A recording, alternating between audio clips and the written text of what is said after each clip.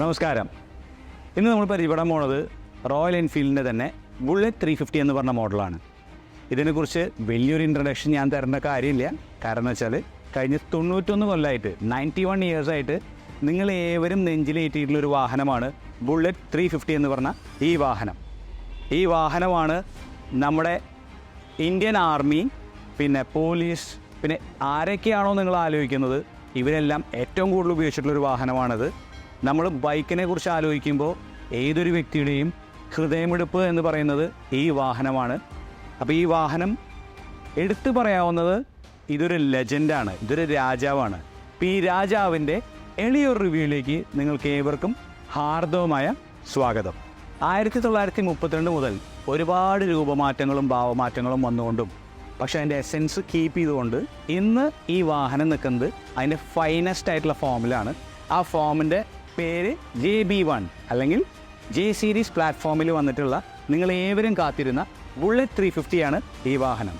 ഇനി ഈ വാഹനത്തിൻ്റെ ഹൃദയത്തെക്കുറിച്ചാണ് സംസാരിക്കുന്നത്. എൻജിൻ സ്പെക് ഒരു single cylinder 4-stroke SOHC air oil cooled എൻജിനാണ് റോയൽ എൻഫീൽഡ് ഇതിന് കൊടുത്തിട്ടുള്ളത്. 349 349 ക്യൂബിക് കപ്പാസിറ്റിയാണ് ഈ എൻജിൻ്റെ കപ്പാസിറ്റി വരുന്നത്. ഇതിൻ്റെ പവർ ഫിഗേഴ്സ് എന്ന് പറയുമ്പോൾ 20.2 bhp അറ്റ് 6100 RPM, അതായത് 20.2 bhp 6100 RPM, 27 Nm ടോർക്ക് നമുക്ക് 4000 RPM വരുന്നത്. ഇതിൻ്റെ ഐഡിയൽ സ്പീഡ് എന്ന് പറയുന്നത് 1050 ആണ്.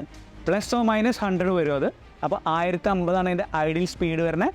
പിന്നെ ഇത് ഇലക്ട്രോണിക്കലി ഫ്യൂവൽ ഇഞ്ചക്റ്റഡ് ആണ് ഇതിൻ്റെ ഇഗ്നിഷൻ സിസ്റ്റം വരുന്നത്. ഈ വാഹനത്തിൻ്റെ ബോർ സ്ട്രോക്ക് എന്ന് പറയുന്നത് 72 mm × 85.8 mm ആണ് വരുന്നത്. കംപ്രഷൻ റേഷ്യോ 9.5:1 ആണ് വരുന്നത്. ഇതിൻ്റെ ഗിയർ ബോക്സ് എന്ന് പറയുന്നത് 5 സ്പീഡ് കോൺസ്റ്റൻറ്റ് മെഷാണ്. ക്ലച്ച് എന്ന് പറയുന്നത് വെറ്റ് മൾട്ടിപ്ലേറ്റ് ക്ലച്ചാണ് വരുന്നത്. ഇതിൻ്റെ ലൂബ്രിക്കേഷൻ എന്ന് പറയുന്നത് വെറ്റ് സം ഫോഴ്സ് ലൂബ്രിക്കേഷനാണ് വരുന്നത്. പിന്നെ ഇതിൻ്റെ ECU എന്ന് പറയുന്നത് 2 കമ്പനിയുടെയാണ് റോയൽ എൻഫീൽഡ് യൂസ് ചെയ്യുന്നത്. ഒന്ന് വന്നിട്ട് ബോഷിൻ്റെയും ഒന്ന് ചാമ്പ്യൻ്റെയാണ് യൂസ് ചെയ്യുന്നത്. ഇതിന് യൂസ് ചെയ്യുന്ന ഓയിൽ എന്ന് പറയുന്നത് സെമി സിന്തറ്റിക് ഓയിലാണ്. 15W50 ആണ് ഇതിൻ്റെ ഓയിൽസ് യൂസ് ചെയ്യണത്. ഇനി സ്പാർക്ക് പ്ലഗിൻ്റെ ഗ്യാപ്പ് എന്ന് പറയുന്നത് 0.7 mm to 0.8 mm ആണ് വരുന്നത്. പിന്നെ ഇതിൻ്റെ എയർ ഫിൽറ്റർ എന്ന് പറയുന്നത് പേപ്പർ എലമെൻ്റ് ആണ് റോയൽ എൻഫീൽഡ് യൂസ് ചെയ്തിട്ടുള്ളത്. ഇതിൻ്റെ എഞ്ചിൻ്റെ ഒരു കാര്യം കൂടി പറയുകയാണെന്നുണ്ടെങ്കിൽ ഇതൊരു SOHC single over head cam ഷാഫ്റ്റുള്ളൊരു എഞ്ചിനാണ് വരുന്നത്. അതിൻ്റെ ഏറ്റവും വലിയ പ്രത്യേകത എന്ന് വെച്ചാൽ ഇതിൻ്റെ കൗണ്ടർ റൊട്ടേറ്റിംഗ് ബാലൻസ് ഷാഫ്റ്റും കൂടി റോയൽ എൻഫീൽഡ് കൊടുത്തിട്ടുണ്ട്. അത് നമ്മുടെ 650 സീരീസുകളാണ് ആദ്യം കൊണ്ടുവന്നത്. അതിനുശേഷം മീറ്റിയോറിൽ, ഹണ്ടറിൽ, ക്ലാസിക്കിൽ, ഇപ്പോൾ ദാ നമ്മുടെ ബുള്ളറ്റ് 350, അത് ജെ സീരീസ് പ്ലാറ്റ്ഫോമിൽ വരുന്ന ബുള്ളറ്റ് 350ലും കൊണ്ടുവന്നിട്ടുണ്ട്. ഇതിന് ഏറ്റവും വലിയൊരു ഗുണം എന്താണെന്ന് വെച്ച് കഴിഞ്ഞിട്ടുണ്ടെങ്കിൽ നമുക്ക് വൈബ്രേഷൻസ് അപ്പാടെ മാറിയിട്ടുണ്ടായിരിക്കും. പിന്നെ അതിൻ്റെ കൂടെ ഫ്യൂവൽ എഫിഷ്യൻ്റ് ആയിരിക്കും. പിന്നെ നമുക്ക് മെയിൻ്റെനൻസ് വളരെ കുറവായിരിക്കും ഈ വാഹനത്തിന്. അതാണ് ഈ ജെ സീരീസ് പ്ലാറ്റ്ഫോമിലുള്ള എഞ്ചിൻ്റെ ഏറ്റവും വലിയൊരു പ്രത്യേകത. ജെ സീരീസ് പ്ലാറ്റ്ഫോമിൽ വരുന്ന എഞ്ചിന് ടാപ്പറ്റ് ഇല്ല. SOHC ആയതുകൊണ്ട് ടാപ്പറ്റ് ഇല്ല. ഇതിന് വാൽവ് അഡ്ജസ്റ്റ്മെൻറ്റ്സ് ആണ് വരുന്നത്. പീരിയോഡിക്കായിട്ട് നമ്മൾ വാൽവ് അഡ്ജസ്റ്റ് ചെയ്യണം എന്നുള്ളൊരു കാര്യം മാത്രമാണ് ഇതിന് വേണ്ടി വരുന്നൊരു ഏകമായിട്ടുള്ള ഒരു സർവീസ് എന്ന് പറയുന്നത്. അത് നമ്മൾ എപ്പോഴാണ് നമുക്ക് ഫീൽ ചെയ്യണമെന്നുണ്ടെങ്കിൽ സർവീസ് സെൻറ്ററിൽ കൊണ്ടുകഴിഞ്ഞാൽ അത് നമുക്ക് പെട്ടെന്ന് ചെയ്യാവുന്ന ഒരു പ്രോസസ്സാണ്.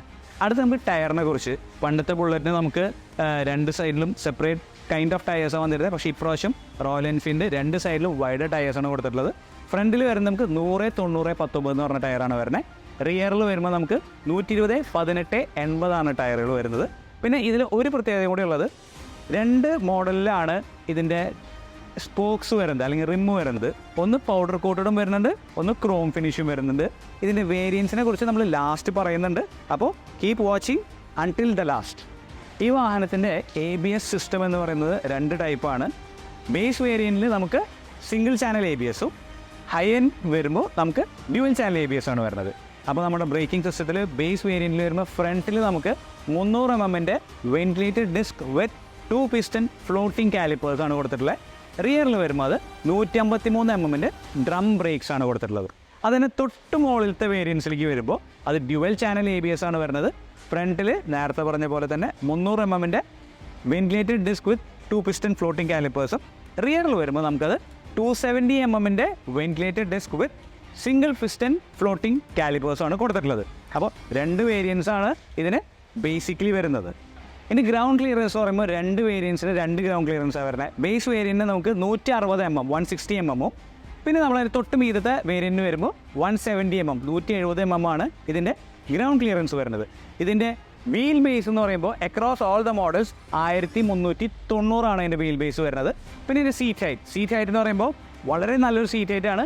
805 mm ആണ്, 805 mm ആണ് ഇതിൻ്റെ സീറ്റ് ഹൈറ്റ് വരുന്നത്.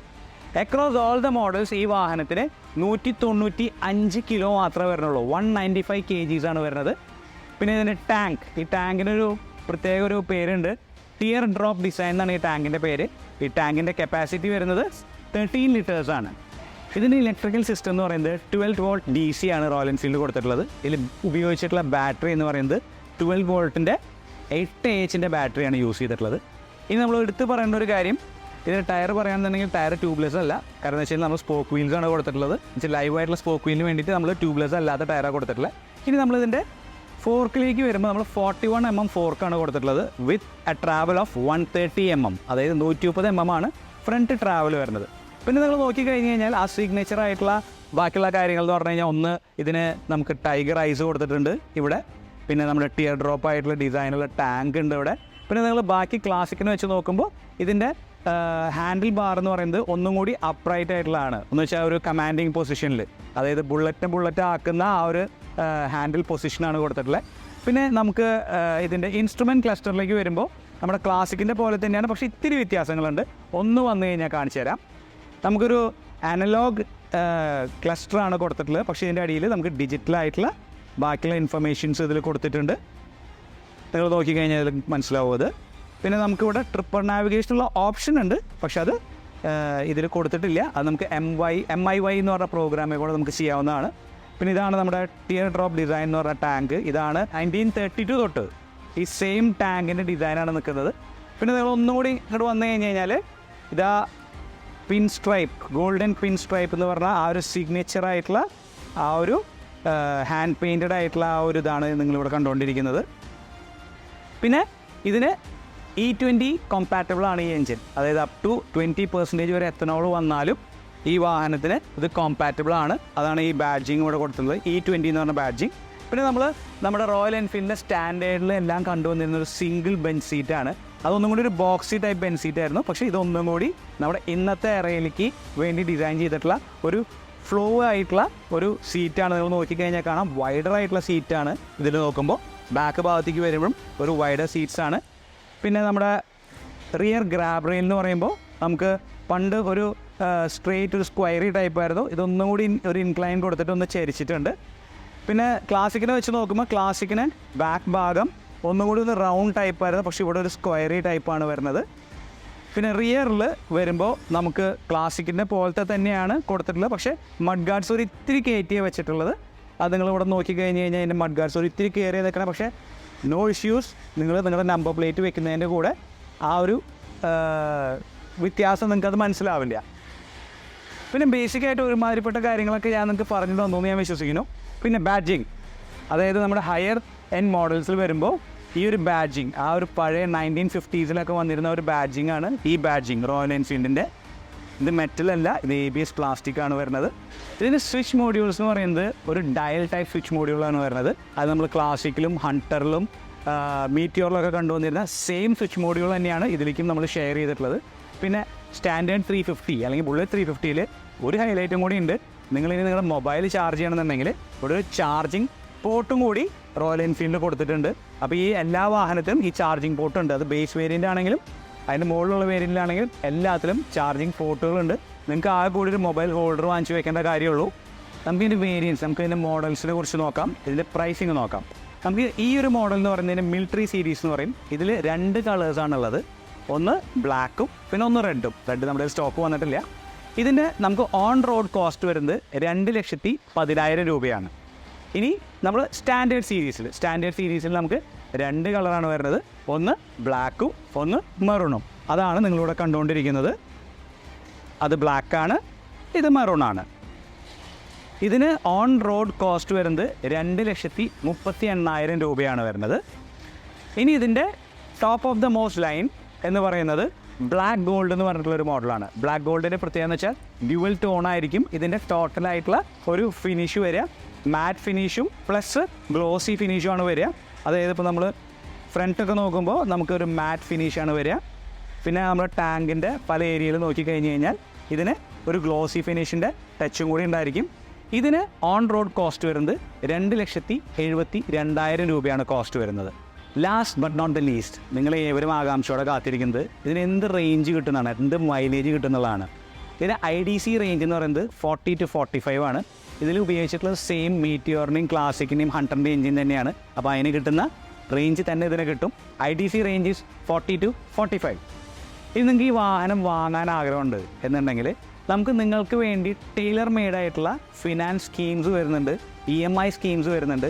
അതിനെക്കുറിച്ചുള്ള കൂടുതൽ ഡീറ്റെയിൽസിന് നമ്മുടെ താഴെ കാണുന്ന ഈ നമ്പറിലേക്ക് ജസ്റ്റ് ഒന്ന് വിളിച്ചു കഴിഞ്ഞാൽ നിങ്ങൾക്ക് എങ്ങനെയാണോ ആ രീതിക്ക് നമുക്ക് ഫിനാൻസ് അറേഞ്ച് ചെയ്ത് തരാൻ പറ്റും. നമ്മുടെ ഇവിടെ എല്ലാ സ്റ്റോക്സും അവൈലബിൾ ആണ്. നിങ്ങൾക്ക് എന്തെങ്കിലും കാണണമെന്നോ അല്ലെങ്കിൽ വാഹനം എടുക്കാൻ ആഗ്രഹമുണ്ടെങ്കിൽ ആ നമ്പറിലേക്ക് തന്നെ വിളിക്കാവുന്നതാണ്. ഇന്ന് നമ്മൾ ഈ രാജാവിൻ്റെ പുതിയ അവതാരത്തെക്കുറിച്ചാണ് ഡീറ്റെയിൽ ആയിട്ട് സംസാരിച്ചത്. ഒരുപാട് കാര്യങ്ങൾ എനിക്ക് നിങ്ങൾക്ക് പറഞ്ഞുതരാൻ സാധിച്ചിട്ടുണ്ട്. ഞാൻ എന്തെങ്കിലും വിട്ടുപോയിട്ടുണ്ടെങ്കിൽ എന്നോട് ക്ഷമിക്കണം. നിങ്ങൾക്ക് അതിനെക്കുറിച്ച് കൂടുതൽ അറിയുന്നുണ്ടെങ്കിൽ കോമൻറ്റ് സെക്ഷനിൽ ജസ്റ്റ് ഒന്ന് മെൻഷൻ ചെയ്താൽ മതി. അതിനെക്കുറിച്ചൊരു ഡീറ്റെയിൽ വീഡിയോ നമ്മൾ ചെയ്യുന്നുണ്ട്. അതിന് പുറമെ ഇതിൻ്റെ റൈഡ് റിവ്യൂ വരുന്നുണ്ട്, കമ്പാരിസൺസ് വരുന്നുണ്ട്, വേരിയൻസ് വൈസുള്ള റിവ്യൂ വരുന്നുണ്ട്, ഇതിൻ്റെ പ്രൈസ് റിവ്യൂസും വേറെ വരുന്നുണ്ട്. അപ്പോൾ അടുത്തൊരു വീഡിയോ കാണുന്നവരെ stay tune, ride safe, and me Francis signing off for the time being, and goodbye.